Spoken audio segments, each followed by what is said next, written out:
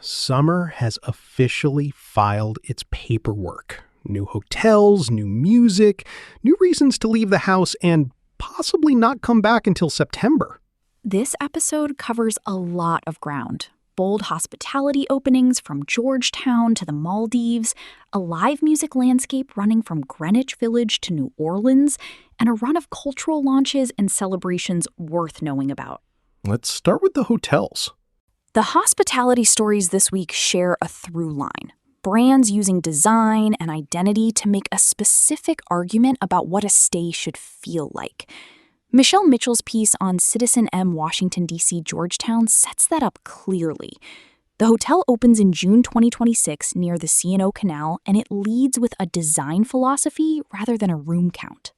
The hotel describes its spaces as meant to be used, which, given the industry's long love affair with furniture no one touches, is either a revelation or a very low bar. The Post puts it this way. Rather than filling the property with stiff furniture and hushed corners, citizenM creates spaces meant to be used.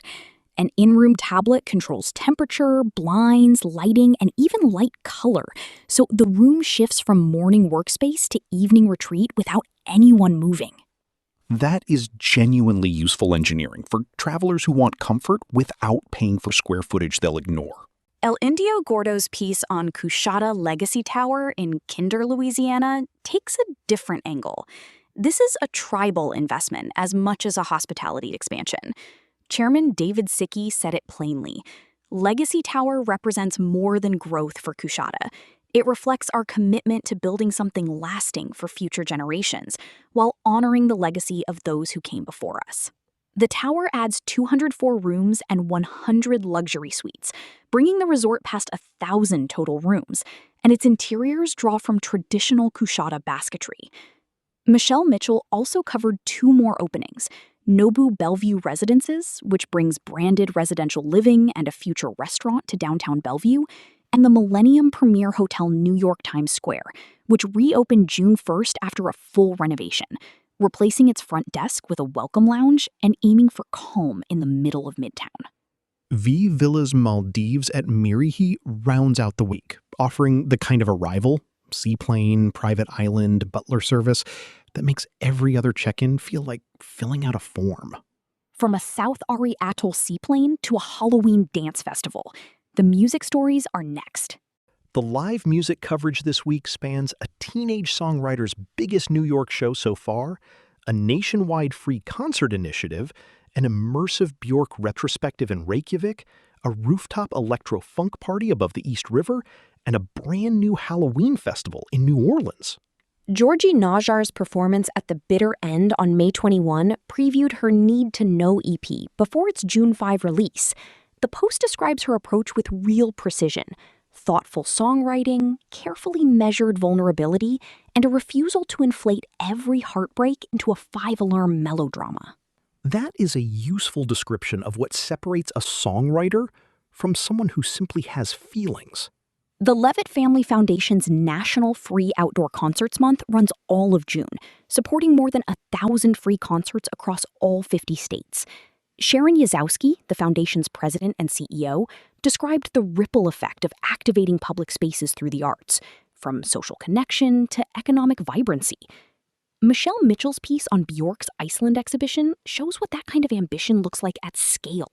A museum installation using 30 speaker channels, so visitors stand inside the composition rather than in front of it. Chromeo headlines 212 NYC's Summer Party on August 6th at Pier 17. And Freaky Deaky NOLA makes its debut at Mardi Gras World on October 30 and 31, a Halloween electronic festival from a trio of producers with more than 50 years of combined New Orleans event history between them. From music that fills a park to music that fills a Reykjavik gallery, the cultural launches this week are just as varied. The lifestyle and cultural stories this week share something.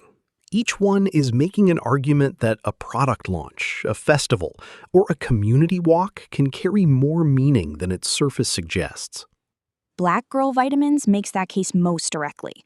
Their Walking into Summer campaign sets a goal of nearly 19 million collective steps across more than 10 cities, Time to Juneteenth, and drawing inspiration from Dr. Opal Lee.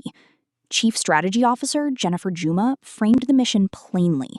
Walking into summer is rooted in the belief that wellness is a form of liberation and community care.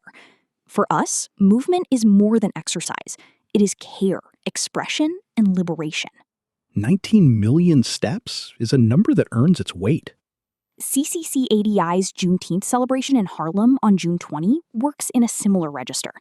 El Indio Gordo's piece frames Carnival not as spectacle, but as archive, connecting Kalinda stick-fighting traditions, a drum-led procession through the Harlem African burial grounds, and an exhibition tracing Carnival's roots in resistance.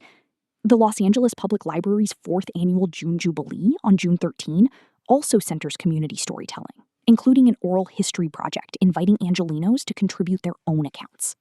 On the product side, Aveline's Summer on Repeat campaign pairs a limited edition French rosé with a Proper Hotels music series and a Billboard waterfront partnership.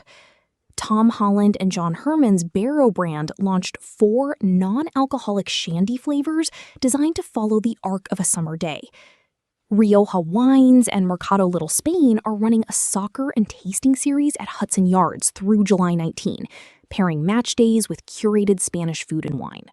Cupshe brought 45 looks to Miami Swim Week, including menswear's runway debut for the brand, under the title The Arrival, which is a confident name for a company that has clearly decided it is no longer just a digital storefront.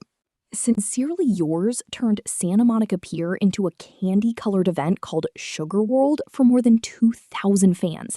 And AirLab by Airstream handed a blank white trailer to emerging New York artists and let them fill it, which is either a brand activation or a genuinely good idea, depending on what you think those two things are.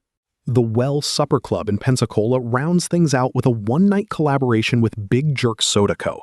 5 courses, 3 craft cocktails, and the kind of dinner that disappears from the calendar before most people notice it existed.